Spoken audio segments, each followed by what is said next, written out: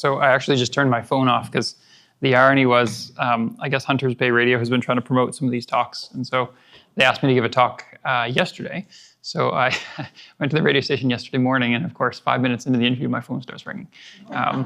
So I felt a little embarrassed about that. But anyways, so I'm Jonathan Taylor. I have a couple roles that I play in Huntsville and Bracebridge. So I work mostly as an anesthesiologist.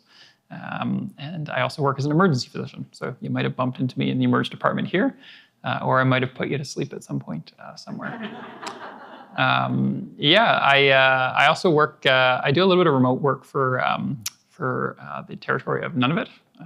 So my wife is also a physician, and before we had kids, we were up in the Arctic probably 5 or 6 times a year for usually a couple weeks to a month at a time, just kind of working up there and exploring. But we've got 2 kids now, so we're a little bit more grounded here. But I'm still able to do a little bit of remote work. Kind of being like a doctor on call almost over the phone though, for some of the smaller communities in Nunavut that just can't get a doctor. So it's better to pick up the phone and phone a doctor than have no doctor at all to ask. So that's another hat that I play, or that I wear. But the reason I wanted to give this talk, I put probably 60 to 80 patients to sleep a week, and intentionally, yeah. What's your weight ratio? So far, 100%. Yeah. And I think people have their best questions about 10 seconds before they fall asleep. And I always laugh because they seem to save it right as the drugs are going in. And I was like, if we could have a conversation beforehand where I could answer some of your questions, then you might get a little bit more information out of me that you at least remember. So that was part of the rationale for giving this talk. So I work a bit in the operating room and the emergency department. Outside of work, these are my 2 kids. We've got 2 under 2, so I am the one sometimes trying not to sleep at work. I love to cycle. Neither of those pictures are of me. I wish that was me windsurfing, but it is not of me windsurfing. But that was part of the appeal for moving to Huntsville. I grew up cottaging just outside of South River, and my wife likes to joke that I picked the closest hospital to the cottage to work in, which is entirely true. But after moving here, we fell in love with the community and have been here kind of on and off for the last 5 years or so, and really, really enjoy it. So, yeah. So a few things I wanted to go through today. This is kind of my overall agenda. I won't spend too much time on the history of anesthesia, but I do think it is kind of, it's a small area in life, but I find it kind of interesting. Question I get lots are the different types of anesthesia. Everyone here has gray hair, so I'm presuming everyone has been put to sleep at some point or another, but not everybody. Okay, all right. So we can go through some of the different types of anesthesia. It's not dyed, no. I want to go through a little bit about what to expect for the day of surgery or the day you might be having a colonoscopy, because there are little pearls that most people do right, but a lot of things that we commonly see people miss beforehand that can be helpful for us and actually helpful for you too as a patient. I'll talk a little bit about how to prepare, I think, both physically and mentally for surgery, and how to recover from surgery properly. And then I think the biggest purpose of this talk is to answer your questions. So I'll give plenty of time at the end to answer your questions, because I'm sure you have them, and I've heard them all at this point, I think. So the most common question I get from people before they fall asleep is, "Doc, am I going to die?" And I often giggle, and my response is the same to everyone. I say, well, at some point you are going to die, but I don't think it's today. People wake up from surgery, which leads me to my second question. Almost everyone asks me, I have a friend or a friend of a friend that woke up in the middle of surgery. Is that going to happen to me? And I always laugh because it never actually happens. Sometimes what happens is, like for a colonoscopy, for example, you might wake up a little bit towards the end, but you have this interpretation that, hey, I was awake the entire time. You don't wake up until we allow you to wake up, and if you're about to wake up, we know you're about to wake up. It's really not rocket science. Those are probably 2 of the most, I think, common questions that people come in feeling rather anxious about. So I'll address those from the get-go.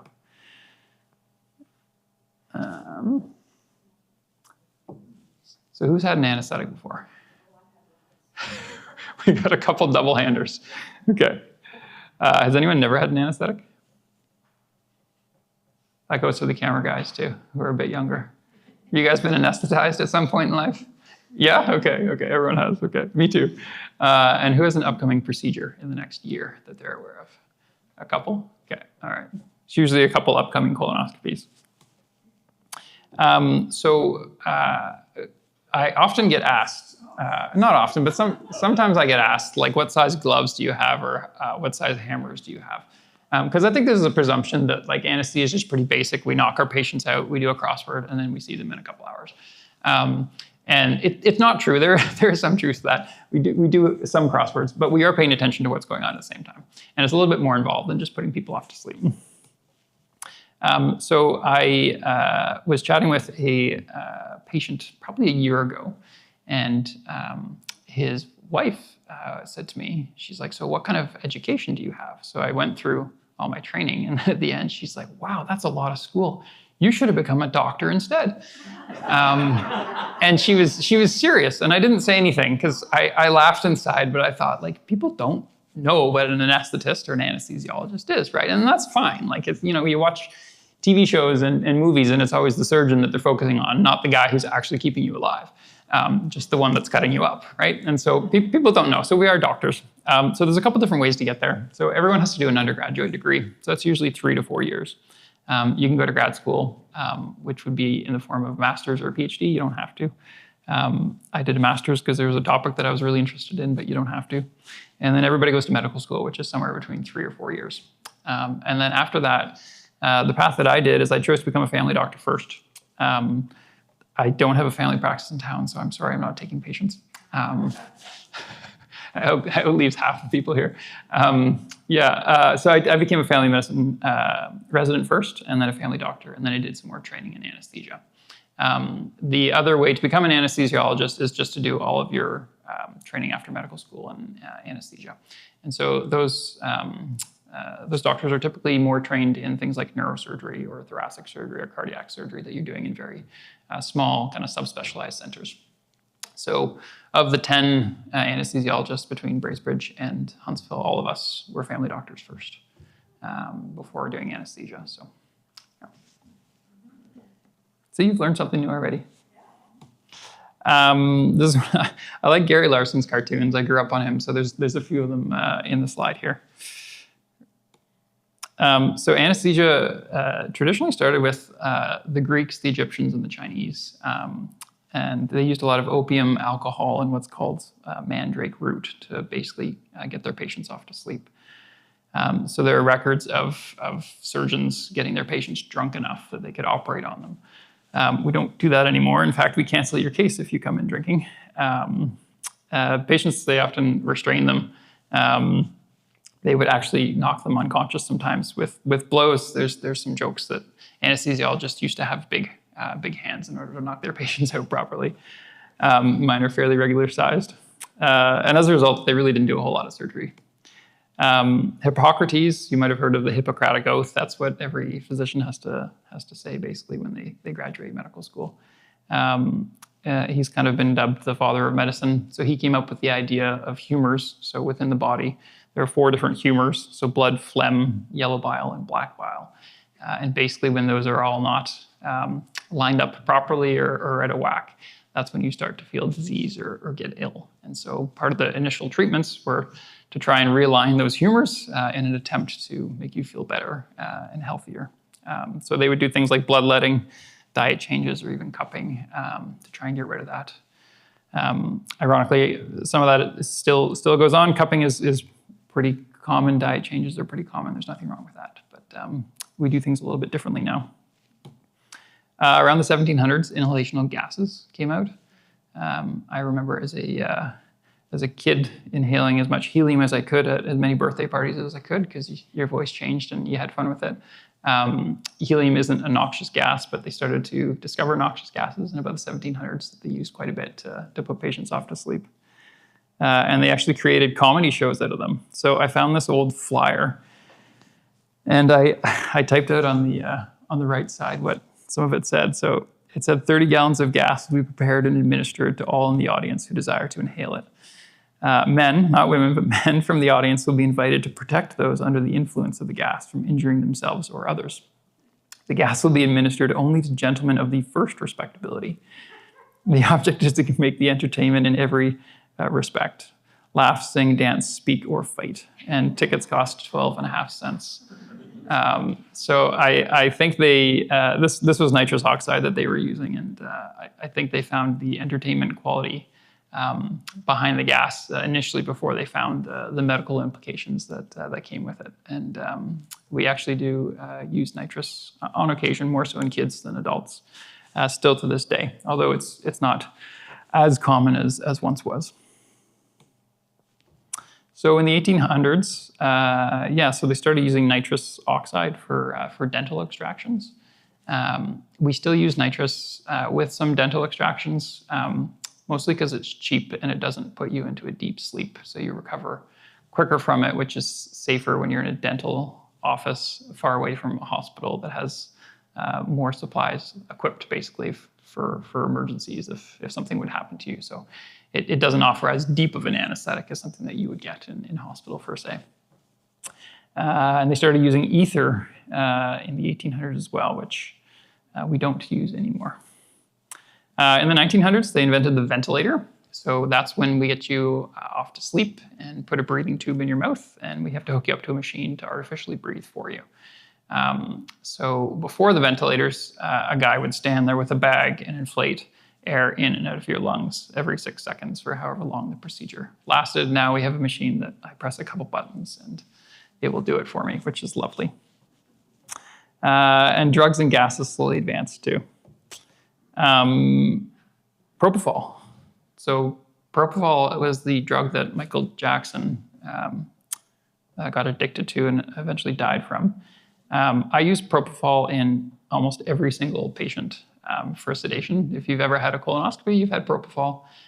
People often sometimes say like, oh my gosh, you're using propofol. Like, is that safe? I was like, well, yes, it's safe because I'm literally sitting here with you the whole time, monitoring your blood pressure and your heart rate and making sure that you're safe. It's a fabulous drug. Everyone falls asleep with it. With any drugs, when not used properly, it has some pretty significant consequences, which is why Michael Jackson died. Essentially, he was given too much and someone wasn't paying enough attention. So we use that commonly, and that was a new drug that came out in the 1980s, which is probably the most common one that we use. Fentanyl is another one. I use fentanyl on almost all my patients.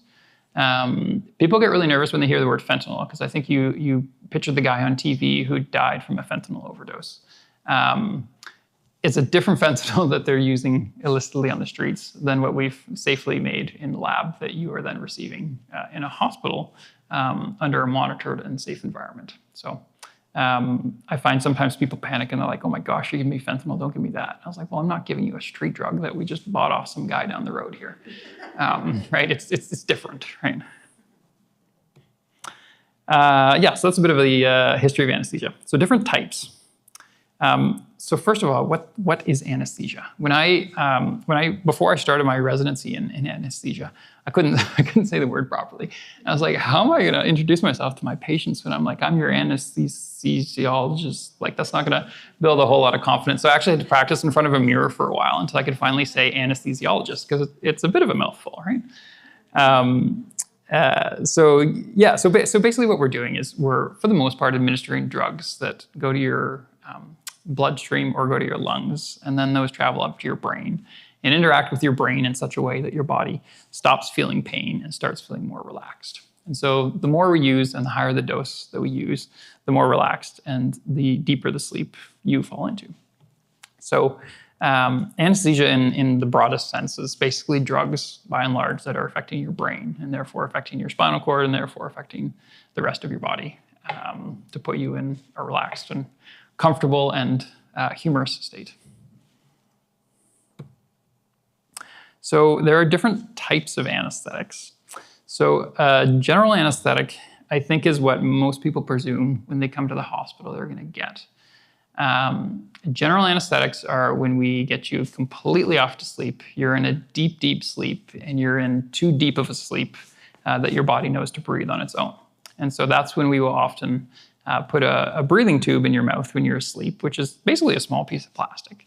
And that hooks up to the ventilator to artificially breathe for you because you're in a deep enough sleep that you're not breathing on your own. So if you have ever had a hernia repair or your gallbladder taken out or your appendix taken out or part of your bowel taken out, you would have had a general anesthetic.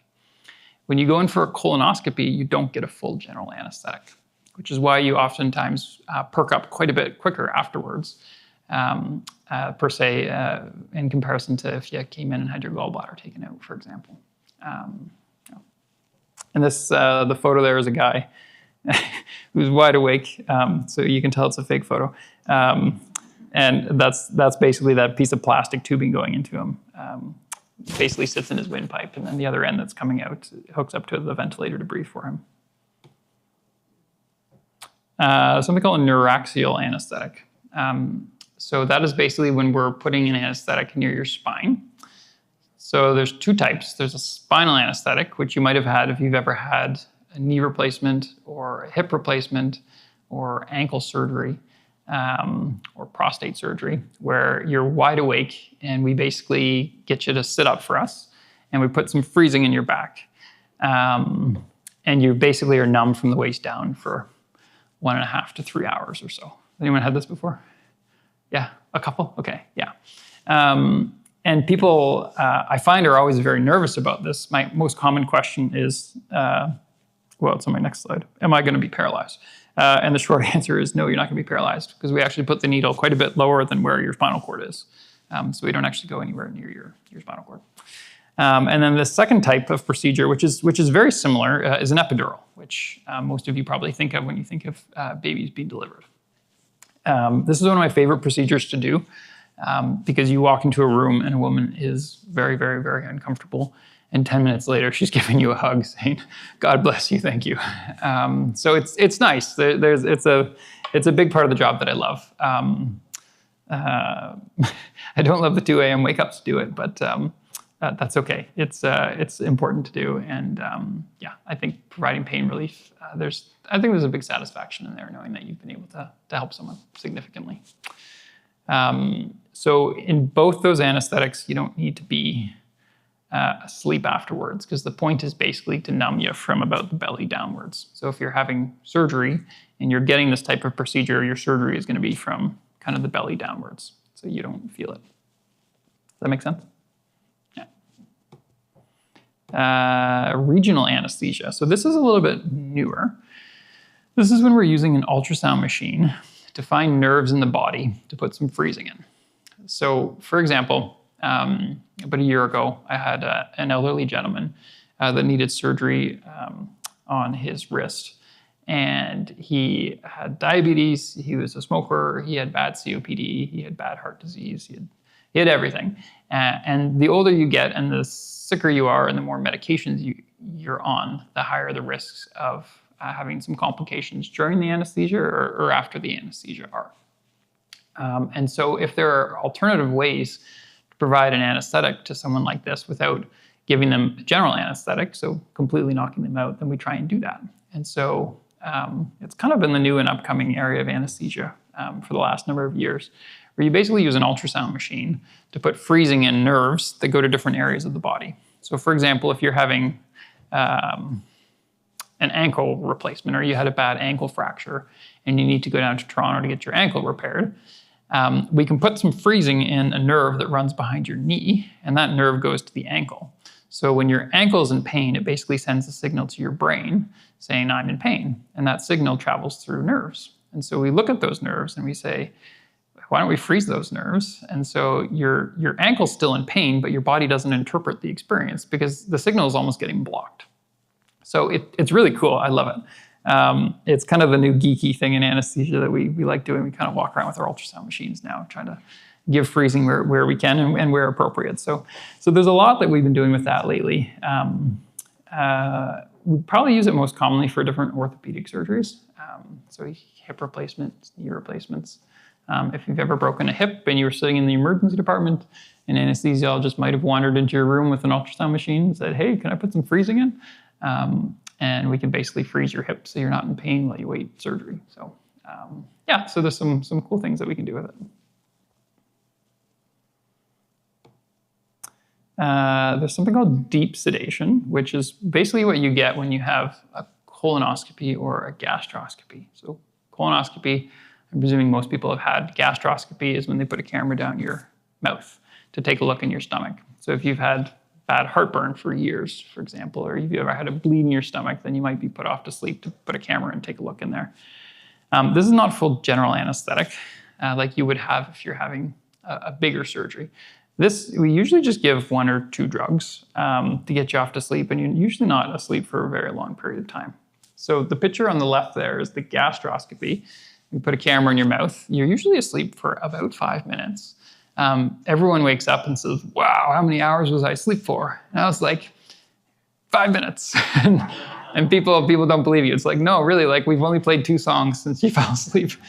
But the depth of the anesthetic is you get into a deep sleep quickly, but the drugs wear off very fast. So you perk up and you feel pretty good afterwards. And then a colonoscopy. Usually there's an anesthesiologist around to put you off to sleep. There's a shortage in this country, and so sometimes there isn't always one. And so your surgeon might have given you an anesthetic when you had a colonoscopy. They legally can't give propofol, which is probably the best drug for receiving for sedation for a colonoscopy. So the drugs that the surgeons can give are still good, but patients often have more of an awareness of what's going on. Yeah. And then sometimes with a colonoscopy, like when I work up in the Arctic, a lot of people don't have a ride home. And if you have an anesthetic, you're basically drunk afterwards and you can't drive home, so you need a ride. So a lot of the patients up in the Arctic will have a colonoscopy with 0 anesthetic because they don't have a ride home, like they have to drive themselves home. So it's not a very comfortable experience, but it's not unsafe. So anyways, if you want to be put to sleep, you can be put to sleep. And then this is what the actual camera looks like for gastroscopy, and a colonoscopy one's pretty similar. So the gastroscopy one is a little bit shorter because the distance from your mouth to your stomach is shorter than the distance of your entire colon. We use a different camera. That's a common question when someone comes in to have a gastroscopy and a colonoscopy. They say, are you going to use the same camera? And more importantly, what end do you start with? It's like, well, no, they are different cameras, but we do start in the mouth. Yeah, so. And then the last one is a local anesthetic. So people are probably more familiar with this if they've ever had a tooth pulled in the office and didn't want to spend an extra $1,000 getting put to sleep. So you can do it under a local anesthetic instead. And basically what that is if you've ever had a cut and you've needed sutures, then you probably had a doctor at some point put freezing in so that the sutures didn't hurt when they went in. So freezing is a local anesthetic, basically. So we're basically freezing the nerves in that small area. Carpal tunnel surgeries, for example, in these 2 communities are often done under a local anesthetic, where your surgeon will put in a little bit of freezing kind of in your carpal tunnel area. And then if you want a little bit of sedation, we can give it to you, but you don't feel really anything because you're nice and frozen. So that's another type of anesthetic. And then other hats that I wear is we often get called to the emergency department if someone is really difficult to start an IV. Elderly, frail ladies are sometimes really tricky because that's you, because their veins look like meandering rivers, and they're a little bit tricky to catch. Sometimes patients that do a lot of IV drugs have really difficult veins because they've kind of damaged them over the years. So those are probably 2 common reasons why I get called. Patients that have a history of using a lot of IV drugs will always know where in their body they have 1 or 2 good IVs, and it's actually really, really helpful. And then sometimes we get called in to put really big IVs in, so in the neck, probably most commonly.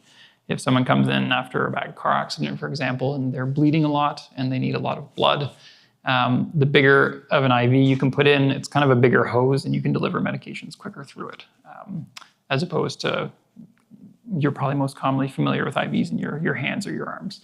You can still give medications there, no problem, but you can't give volume as quickly as opposed to somewhere bigger like in your neck. So And then we're also involved a lot in resuscitations in the emergency department. So I get called not infrequently to come in as an extra set of hands for whether it's a kid that's drowned in the summer or an adult that's been in a car accident or something. If the emergency doctor doesn't know who to call, usually they're like, well, let's call the anesthesiologist because they have a skill set that can probably be helpful in some area. So that's part of my role as well.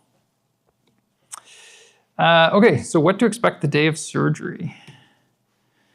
Please skip breakfast. I know it's hard. The reason does anyone know why we tell people to skip breakfast? We're not being mean, I promise. Yeah. Nausea. Yeah.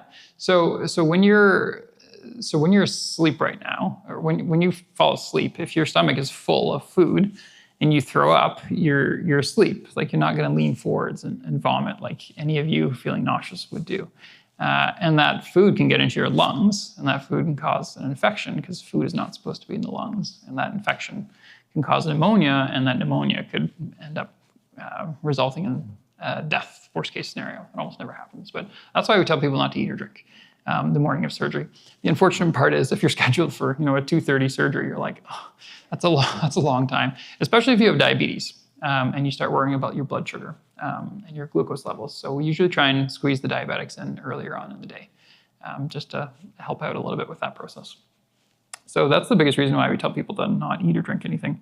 You can actually have clear fluids up to 2 hours before surgery. So that's basically water, black coffee, or tea. You can't have any cream or any sugar in it. That's kind of what the most recent research shows, that it's probably okay to have clear fluids up to 2 hours before. We still tell people just don't eat or drink anything 8 hours before, because anecdotally, every now and then you have someone who throws something up and they're like, haven't eaten anything in 8 hours. It's like, well, everyone's stomach moves food through a little bit slower, or a little different pace at different paces. So we just kind of tell you basically stop eating and drinking at midnight the night before your surgery. Please bring your medication list. I know it sounds really basic, but probably 30 to 40% of people show up without a medication list. And the common answer, and that's fine. There's a lot to think about in the morning of your colonoscopy. And the common answer is like, well, can't you just look it up? And it's like, well, I can look it up, but it takes me 5 minutes. And I have 15 patients today. And if I look up everyone's medication, it takes me 5 minutes. And I'm an hour and a half behind for the last guy in the day. So it's just a lot easier if you can bring your medication list with you. So please do so. So in terms of the process, so you get to the hospital, you check in at the front desk, you meet a nurse. This is Miriam, who is one of our lovely nurses in Huntsville. She has a Filipino background, and I'm yet to meet a Filipino individual who is not larger than life and absolutely lovely. She falls into this category. They're the nicest people I find. So you check in, we get your weight. I had a lady about a year ago complain, saying, why are you always weighing me? She was a bit heavier and I think was a bit self-conscious about her weight. And I said, well, the dose of the drugs that we give are actually based on your weight. So if you weigh 50 kilograms versus if you weigh 150 kilograms, then the dose of anesthetic that you're going to get is going to be quite a bit different. So that's why we check your weight. They'll do a medication review with you. They will start your IV. I think most people presume the anesthesiologist will start the IV. The nurses are as good, if not better, at doing IVs because they do them so often. I haven't had to put an IV in probably a year because we have such good nurses that are amazing at doing it. So trust the nurse putting in your IV. They'll go through some paperwork with you and then they will gown you up. Then you get to meet the surgeon and the anesthesiologist. You usually meet the surgeon last. This is Dr. Hansen on the right, who works at both sites, on the left. And then that's me on the far right. And that's my sister on the far right as well, who also does anesthesia.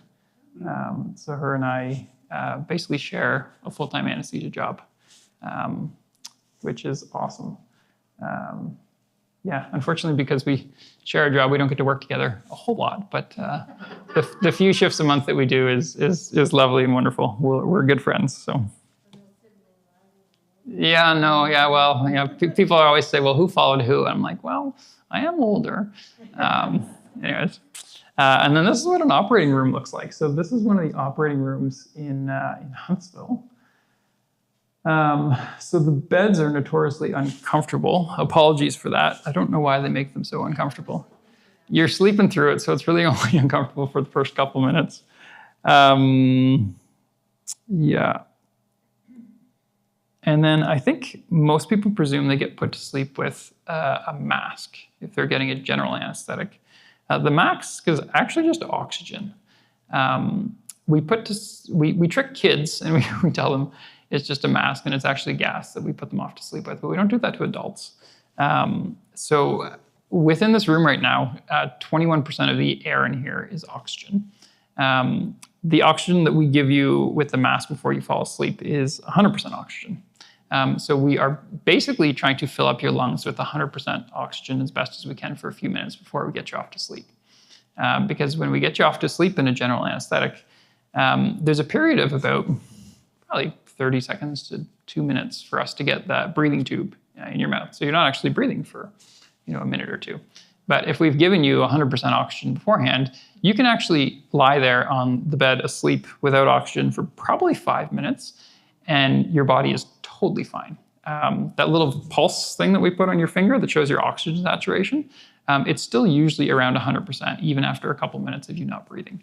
And that's because we gave you 100% oxygen before you fell asleep. And the reason we do that is because if it's difficult for us to get a breathing tube in, and it 9.9 times out of 10 it isn't, but for that 0.01% of the cases that it are, we basically want to buy ourselves a little bit more time where your oxygen is really high before we have to go to kind of plan B of next steps in an emergency. So that's why we give you oxygen before. And then, did you sleep okay, Herman? I like this. And then you'll either wake up in the operating room or the recovery room, which is where the nurse takes care of you.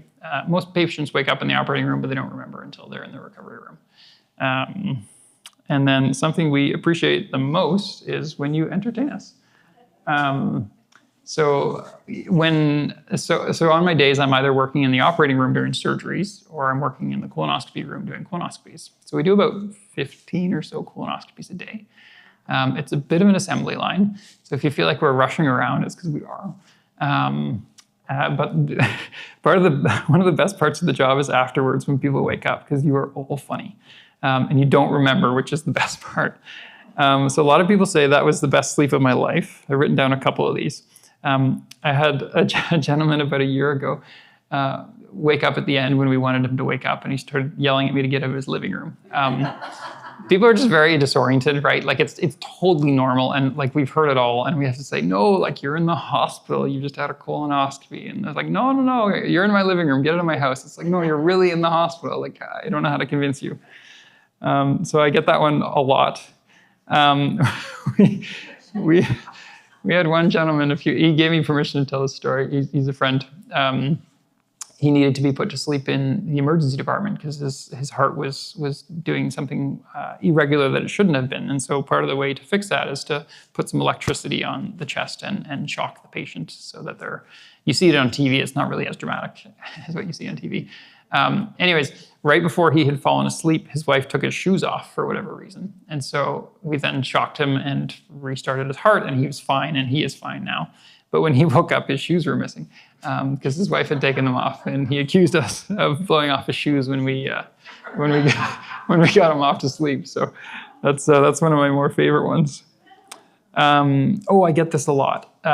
People wake up, and every now and then you get one brave soul that grabs your hand and says, "Okay, doc, I'm ready. You can put me to sleep now."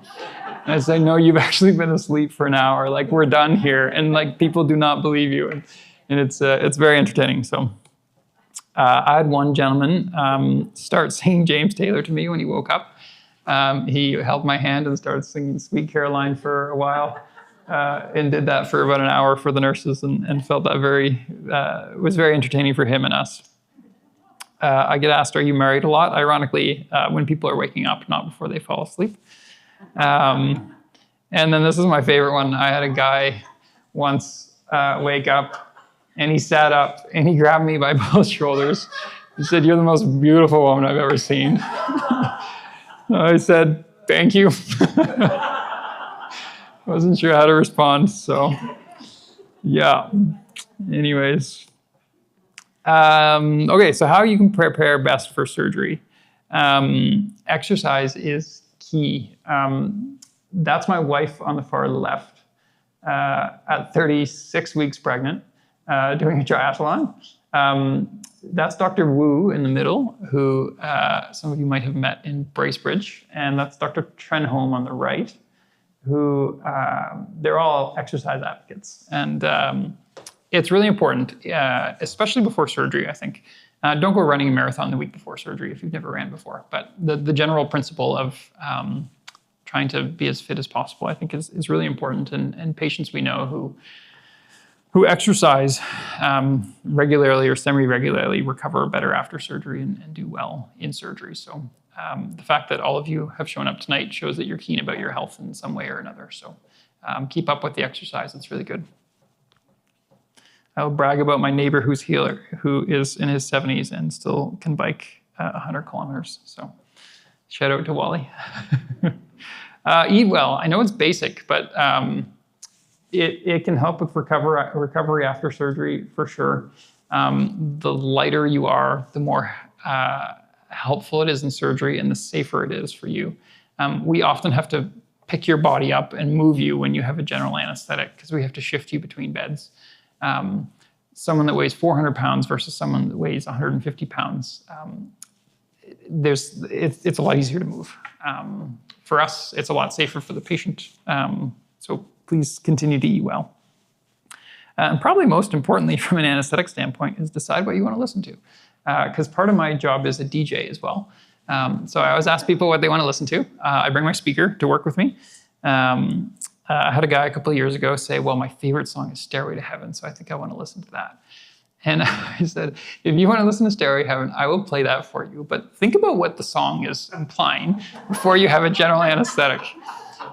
So he laughed and said, "Well, actually, can we go with Comfortably Numb by Pink Floyd?" I was like, that is a good alternative. So yeah. And about a year later, I bumped into him in the emergency department and I had forgotten all about him. But he's like, "You're the doctor that wouldn't play Stairway to Heaven when I went to sleep for my hernia procedure." So yeah.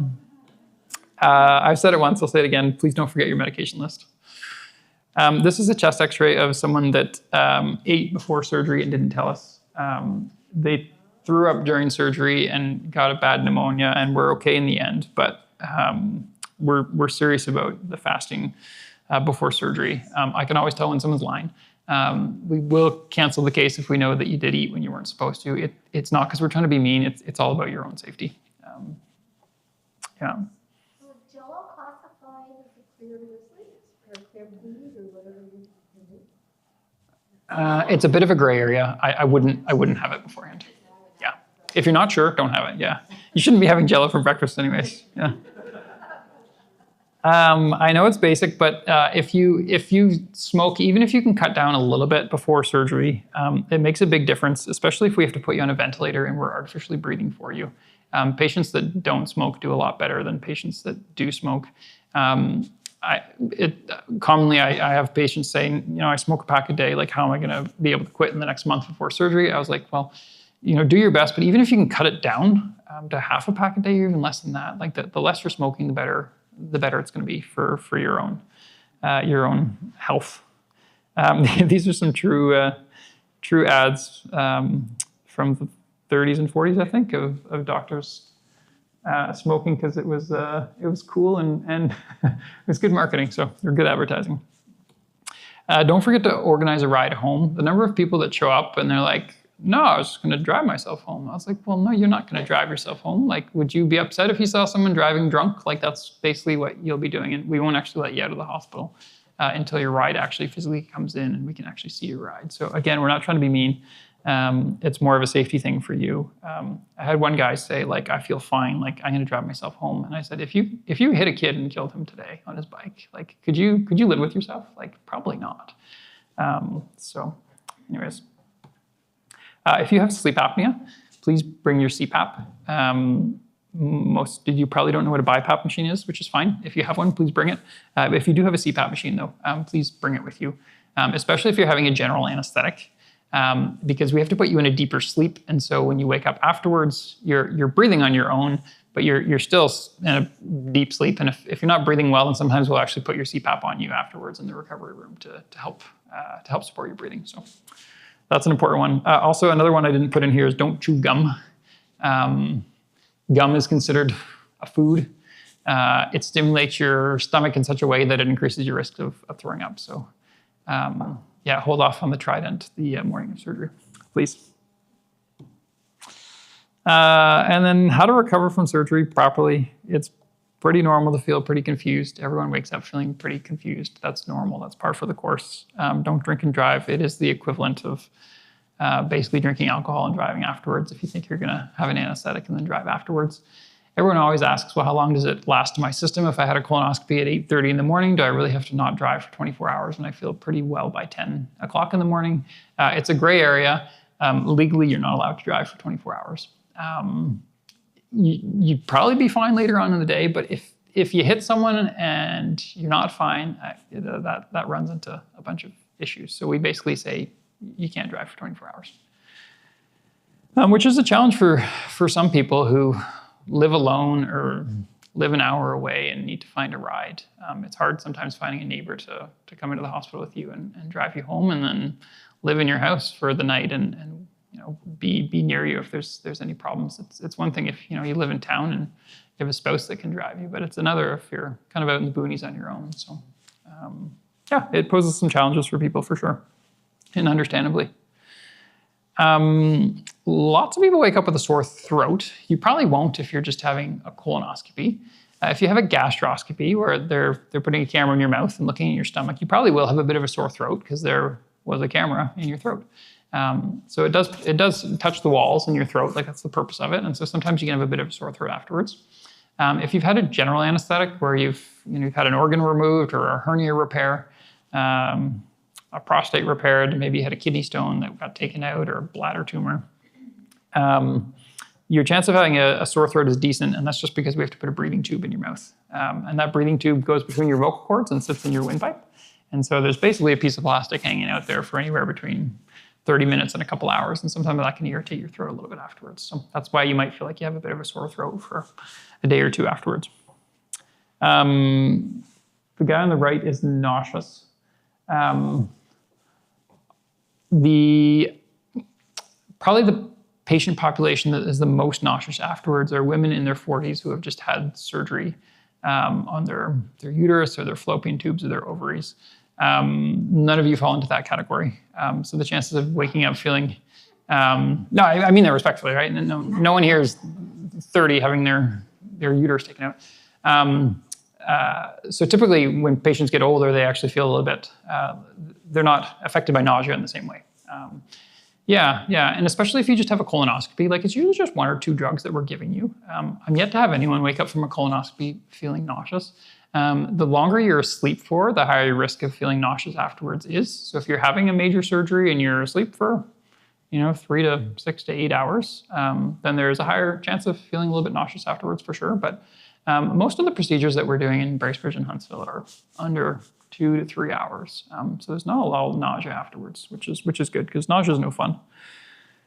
And then I think I always tell people, like, there is some degree of pain to expect after surgery if you've had an organ removed. I had a guy last week really upset with me because he experienced a little bit of pain after surgery. And I was like, well, we did just do surgery on you. Like, you can't expect to be totally pain-free. And the goal is for us to try and assist with their pain as much as possible. But if you're having your gallbladder taken out, like, it's going to hurt a bit afterwards. It's just kind of the reality of it. I got 2 more slides and then I can go through some questions here. I wrote the top 10 myths about anesthesia that I commonly hear. And I did a little bit of research and these tend to be the top 10 that are pretty common out there. We addressed, I think, the first 2. I might not wake up. Patients always wake up. You wake up when we want you to wake up. Sometimes for a colonoscopy, the most painful part is the first 5 minutes, and you're you should be fast asleep for then. I have a lot of people say like, hey, I actually really want to watch on the camera. Maybe some of you have seen your own colon when you woke up in a colonoscopy. I will always ask people like, hey, like if this is your first colonoscopy or if this is your 10th, like, do you want to watch some of it? Because some people are really interested. And so I will often, so the people that don't want to, they're like, no, absolutely not. Do not wake me up. It's like, okay, that's fine. But the people that do, I'll put them to sleep for 5 or 10 minutes and then wake them up as the camera's coming out, and it's really not as uncomfortable. And people like to watch on the screen. Everyone makes their own decision, but you don't wake up unless we want you to wake up. I'll feel pain during surgery. I think another myth, you're in a deep enough sleep that you don't feel pain, and we actually give you pain medications when you're asleep as well, so that you don't feel it. Anesthesiologists just give drugs and leave. We do get you off to sleep and we do wake you up, but we keep you alive during the process as well. And there's a lot involved with that. Most of the time it's pretty straightforward and pretty easy, but every now and then someone throws us a curveball where it takes a little bit more work. Especially if your heart is a little bit more frail or your lungs are a little bit more frail. Like we are actively paying attention to you, because the surgeon has his or her role, and our role is basically to keep you alive and keep you comfortable. And gas will put me to sleep. We do that to kids, not adults. I think a lot of people think all their medications need to stop in advance before surgery.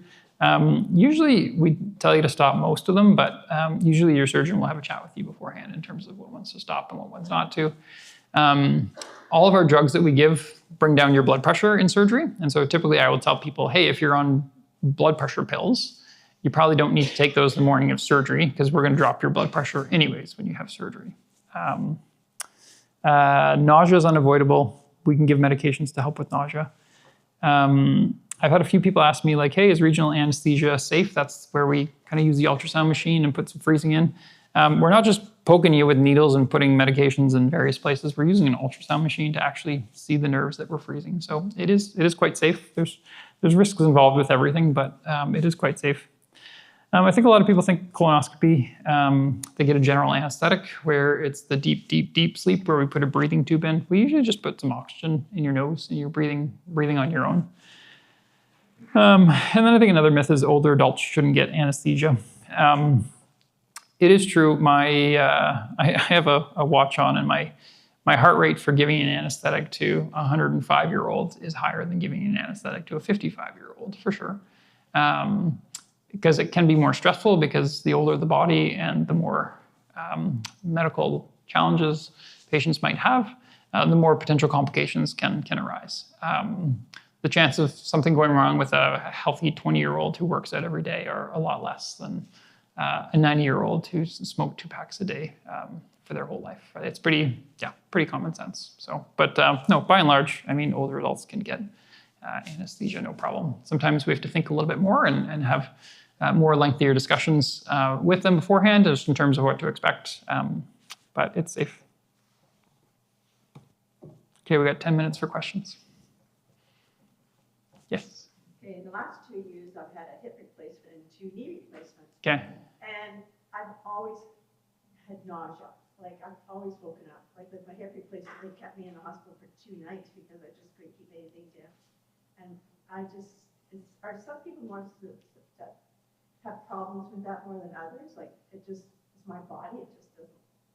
Yeah, so I was asked to repeat the questions just for the camera for people watching afterwards. So the question is, are different patients at higher risk of having nausea afterwards than others? And the short answer is yes. A lot of that is your genetics. There's nothing you can do to change with that. Typically, when you get out of the younger window, your risk of being nauseous goes down a little bit. Surgeries like your knee and hip replacements would have probably been at least an hour to 3 hours long. Yeah. So usually the longer the surgery too, the more likely you are to be a little bit nauseous. Yeah, it doesn't happen often that we have to keep people extra long for an extra night or two just to manage their nausea. Usually it's their pain that we're keeping them for longer to manage, but every now and then it does happen. And fortunately there's not a whole lot you can do about it for future surgeries, other than letting the anesthesiologist know in advance, hey, like, I barf every time I get an anesthetic. Like that's helpful for us to know. Keep that on favorite. Yeah.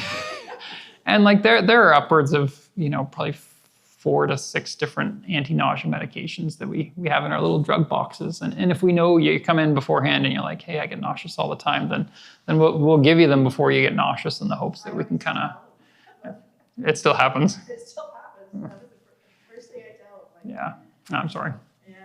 Yeah. No, it's a good question. Yeah. There's two rumors that I've heard with anesthetic, and that is one that in an older person, it paralyzes your bladder for a short period, or it can cause dementia for a short period. So the question is, when you're older, can an anesthetic paralyze your bladder or cause dementia? The short answer is kind of. So it doesn't cause dementia. It can cause delirium afterwards. So dementia is kind of more long-term. You're confused indefinitely. Delirium is more short-term. So typically the older patients are, the medications we give them can affect your brain more, for sure. So someone who is 100 years old versus someone who's 60 years old and getting an anesthetic, the 100-year-old is going to be more confused for a longer period of time afterwards, which is why we try and do other things like regional anesthesia, for example, if we're able to in older patients, where we don't have to give them a full general anesthetic, where we're risking causing confusion afterwards.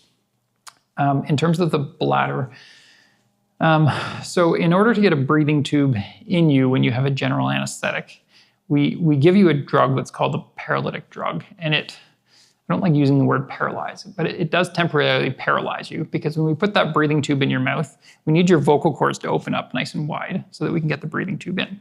Because if we don't do that, then you're trying to put a breathing tube in between vocal cords that are closed, and you can cause vocal cord damage. And so we do give medications, or a medication, to paralyze you. The surgeon also needs your bowels and your muscles that you don't necessarily have conscious control over, that paralyze during surgery too. So we will often give a paralytic medication where you're not moving for a short period of time. But we're testing your brain during the procedure with different monitors to see what depth of paralytic, or basically how paralyzed you are. And we make sure that that's 100% reversed before we try and wake you up. I don't know if that makes sense. Yeah, good question. Yeah. Difference between an anesthetist and an anesthesiologist. Yeah, I thought someone would ask. So the difference between an anesthetist, you said it very well, and an anesthesiologist. There really isn't a difference in Canada. They're pretty synonymous. It's more in the US. They have what's called nurse anesthetists, which are nurses giving kind of lighter anesthetics to patients. So like for colonoscopy, for example, versus anesthesiologists who are physicians. So in Canada, we kind of use them synonymously. It's more of a difference in term in the States. Yeah. A-E or E-A? Sorry? How do you spell it? It depends whether you're spelling it the British way or the American way. Both fly. I think the ES is easier to pronounce. Any other questions? Yeah. How do you handle the various levels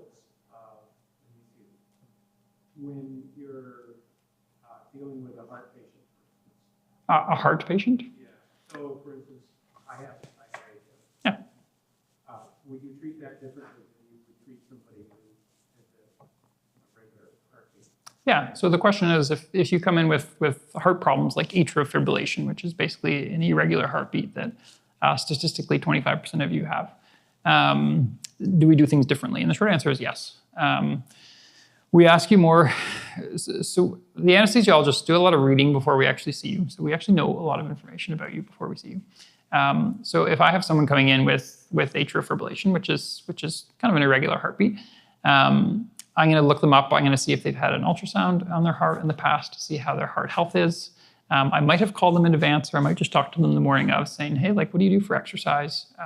So someone that comes in with atrial fibrillation, if they're like, hey, actually, I can bike 100 kilometers. I was like, well, you stress your heart more doing that than we will in surgery today. Like, knock on wood, you should be fine.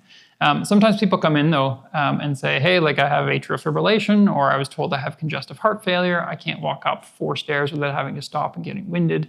Like, do you need to know that information? And I would say, yeah, I do, actually, because your heart is a lot more fragile. And so I'm going to adjust the dose of the medications I'm going to give some different medications that are a little bit more heart-friendly in a sense. And if we can avoid a general anesthetic in some patients with really, really serious heart disease, then we often will. So, yeah, good question. Anything else? I promise I've heard them all. No question is too silly. Well, thanks. I hope this was worthwhile. I know it's a bit of a niche topic, but I figured most people have probably had an anesthetic who come to these talks. So hopefully you learned something new, and hopefully it was worth your time. Thanks for coming.